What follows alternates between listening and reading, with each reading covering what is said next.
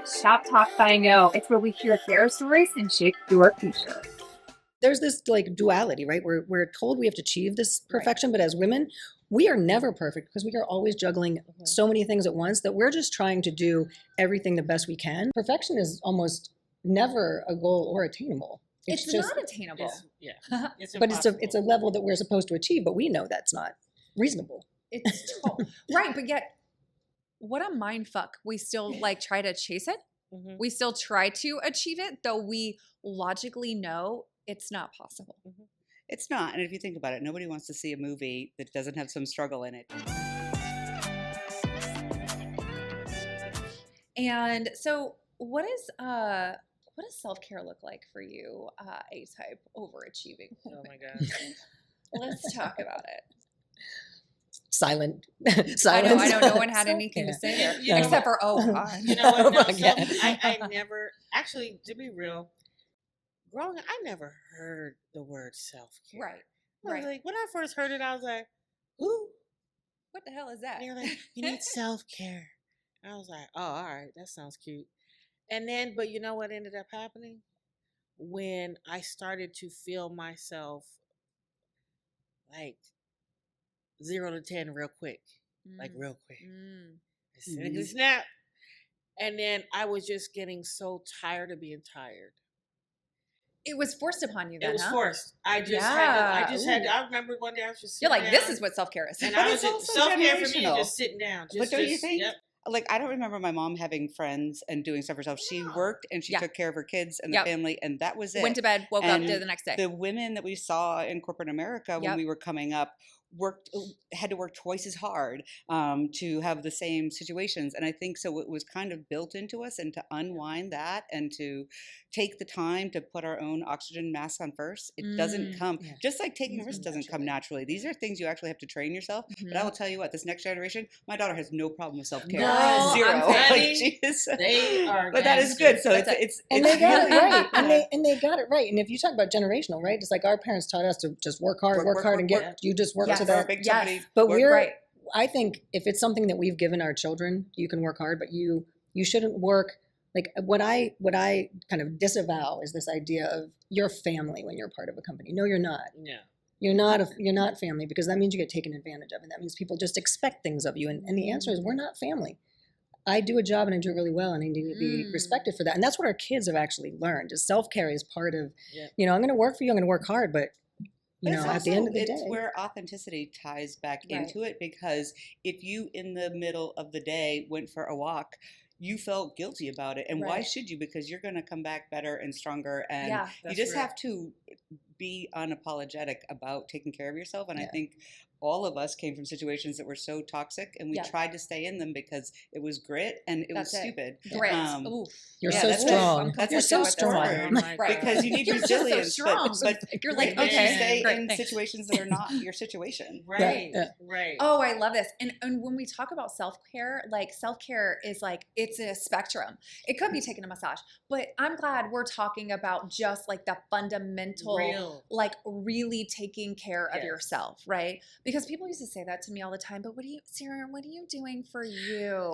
And I'm like, no, I'm in grind time. I am not going to get, there's like no nails, but it no was massage. That burnout culture, right? Right? Yeah. But you know what real self-care is for me? What's that? Costco rotisserie chicken. I don't need to be Bobby Flay. Easy. I don't, I'm not on a cooking show. I don't have anything to prove. And they're $5, right? I'm good. That's self-care. not trying to be like, I'm a chef. I don't. That's you can it. pop the top and keep it Wait, moving. can we say true confessions?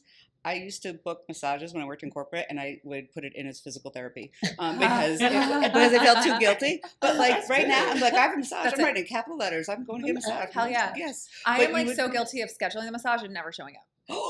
Bad, right? But I have like 37 credits with Massage Envy right now. Somebody please. All right, we said true away. confessions. You're up. We got rotisserie chicken. We got physical therapy. AKA massage. Yeah. What you got? beer and laughter. Beer and laughter. Hey, It's saying no. That's my real flex. Saying no. I say it too quick now. Take a no. No. Like, I didn't even finish. No. But I think I love no.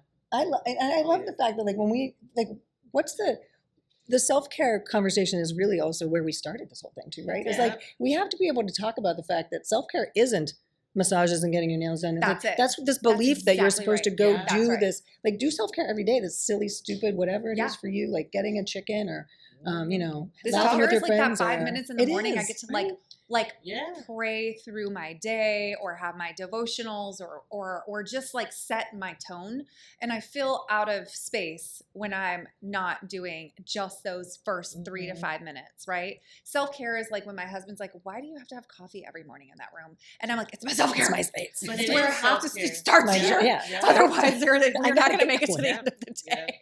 But by the way, I don't think your husband has any problem with self-care. Like they really know. They zero self-care boundaries. That's it. Right. Like I need to whatever. I just think that we need to be more unapologetic about whatever that looks like. Yes. I think so. Yes. Self-care is so agree. Real.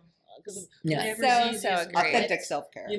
Authentic. So I have to say, the feeling of inadequacy, it does not discriminate. I think we can all agree. Mm-hmm. What do you say to women who maybe are in a place of wanting to rebuild, or the place of they're in the thick of I need to make some changes. I need more self-care. We're not it's not going well. What do we? Honestly, I think it's if you are ready, try it, because what's the worst that can happen? It's this is, I think, one of the things that I had to realize about my journey. And when I leapt off that cliff was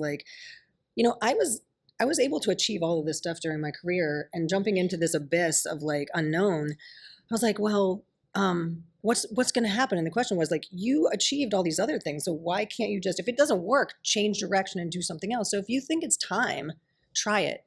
Because there is, and then surround yourself with people who support you, because it's really that when you trip, when you fall, when you have those moments, when you need that self-care, just reach out to the people who love you and surround you and let them lift you up. But that's the exact topic, this perfectionism. They want everything to be perfect, and there truly is no perfect time, and people regret only the things that they didn't do. And Danielle and I always said that when we took this huge leap, we're we can always go back, and we're never going back. No. But you could, it's there, you always know that There's always a choice. There's always an option. This is such a perfect topic, because the people who wait for the timing are never going to do it.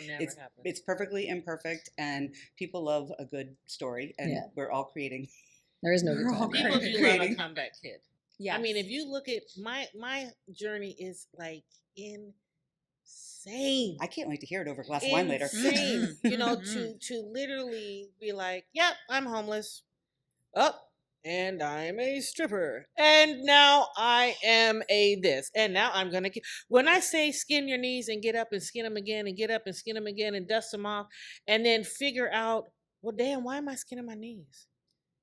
The real self-care for me is if I'm never going to say no to me to say yes to you. Ooh, it's always going to be a no to you first. That was a quotable moment. Right? Now, if I do say yes to you, it's because I really want to.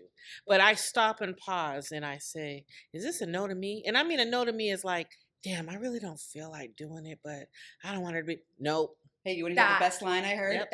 Somebody told me once, if it does not align, I must decline. But it's real. Oh my gosh. And on that note, it's true. Ladies, thank you so much for being here today.